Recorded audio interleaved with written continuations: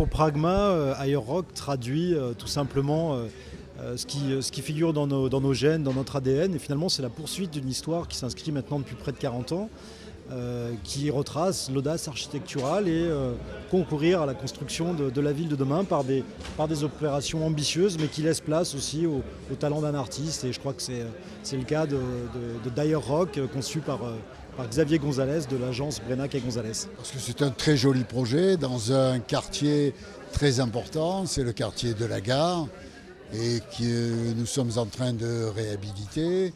On utilise les friches ferroviaires. Donc là, il y a des opérations au total entre 1300 et 1500 logements qui sont prévus. Il y a des activités, il y a des bureaux, il y a des commerces. Donc c'est une opération très importante et cette opération qu'elle se place à proximité de la gare est une très belle opération. Un édifice, surtout comme celui-ci, qui est un édifice de grande hauteur, 50 mètres, doit être un marqueur urbain, une sorte d'articulation qui permette d'identifier un nouveau quartier. Et le nouveau quartier Saint-Roch est, par définition, le quartier montpelliérain du XXIe siècle. Et il fallait que l'architecture soit en adéquation avec ses objectifs.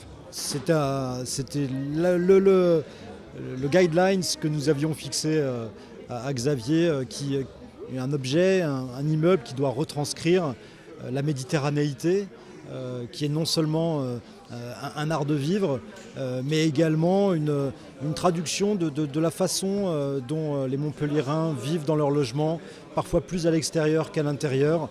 Et Xavier a réussi, au travers de sa composition à la fois végétale et minérale, à recréer cette atmosphère méditerranéenne.